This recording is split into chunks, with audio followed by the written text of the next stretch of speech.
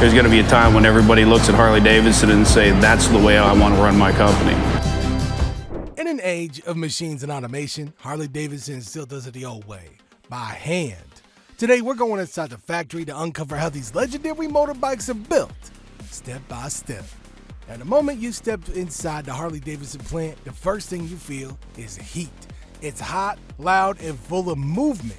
Workers are dressed in coveralls, gloves, and safety glasses. The air is buzzing with the sound of machines and the constant clanking of tools. The whole process begins with a steel frame. Now, this frame is like the skeleton of the bike.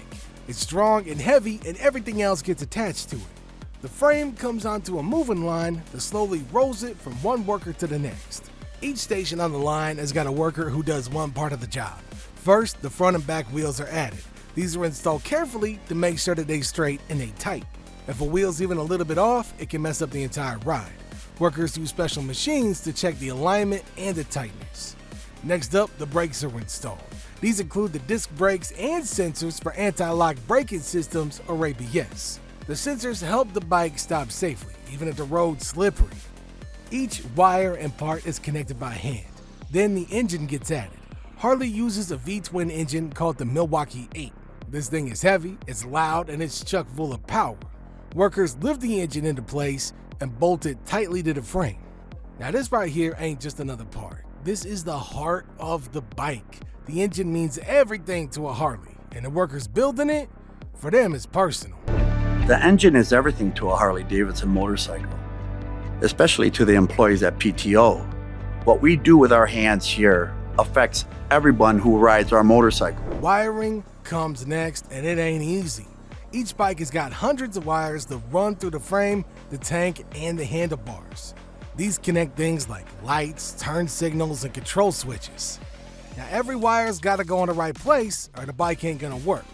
After the wiring's done, other parts like the clutch, throttle, and foot controls is added. Now these parts let the rider control the bike while riding. But while Harley uses hands for nearly every step, some factories in other countries use a different method. Thousands of miles away in Japan, Honda's got a factory called Kumamoto. Now this is where they build the Africa Twin, one of the best known adventure bikes in the world.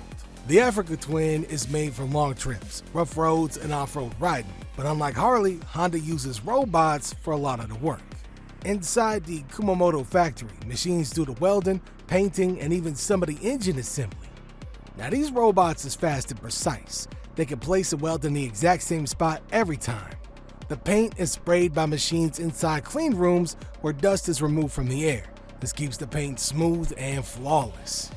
But even despite Japan's high-tech robots, humans is a part of the process too.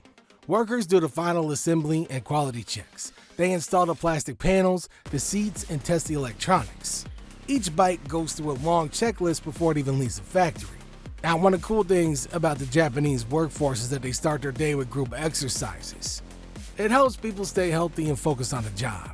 Now, that factory can make up to 500,000 bikes and ATVs each year. Now, that's a lot. It also builds other bikes like the Honda Goldwing and the CBR series. Now, the Africa Twin alone is shipped to North America, Europe, Asia, and Africa. Now, even with all this tech, Honda still faces some challenges. But before we talk about those, let's get back to Harley, where the hand-built process continues. After the frame, engine, and wires is done, it's time for the bike to really take shape. Workers install the fuel tank, which is one of the biggest parts of the bike. It's gotta fit just right. If it's off by even a little bit, it can cause vibrations or leaks.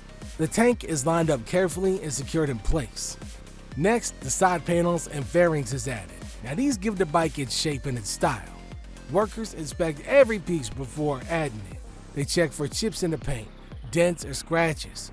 Some Harley models have special graphics or custom paint jobs. These are applied by hand with care. Every paint job is treated like artwork, and every detail matters.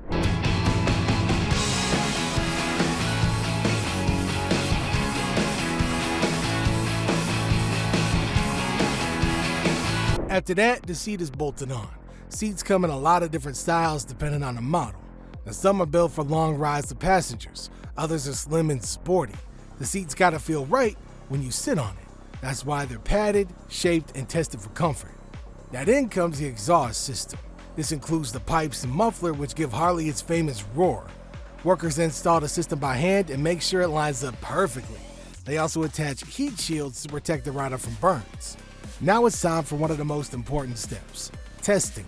Each bike is placed on a rolling dynamometer. Now this machine lets the bike ride in place. The rear wheel spins and technicians test the engine, gears, throttle, and brakes. They listen for strange noises and check for engine problems.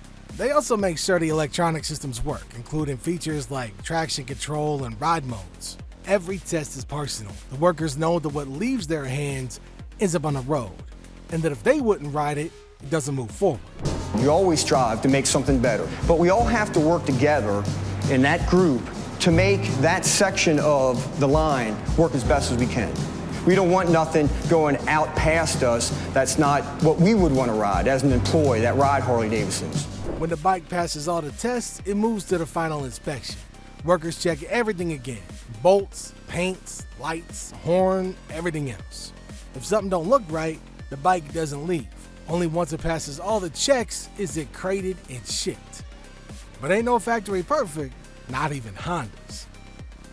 Even the best motorcycles can got problems. Let's go back to Honda's Africa Twin. It's a tough, reliable bike, but it ain't flawless. The Twin has a one-piece frame.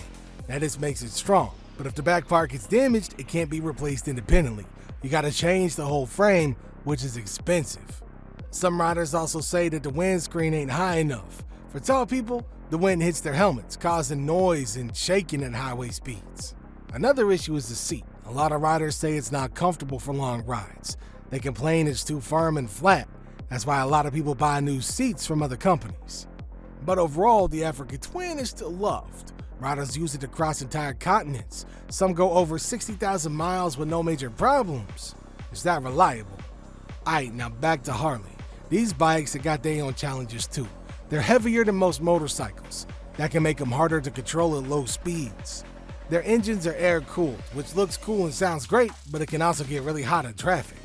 And since Harley bikes are built for style and feel, they may not have all the fancy features of modern bikes. Still, fans love them. They love the weight, they love the rumble, the classic shape. It's not just a ride, it's a feeling.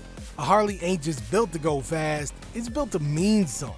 So whether you like Harley's hand-built style or Honda's high-tech precision, it all comes down to one thing: pride in the product. You don't gotta look too far to see how much the work means to the people building these bikes. It shows in the way they talk about what they do. There's a lot of pride in the employees here at the York plant. We've, put our blood, sweat, and tears to make the product that we make. We definitely show the world that we have pride in our craftsmanship, and that behind every bike is a story, and that story always begins with people. At Harley,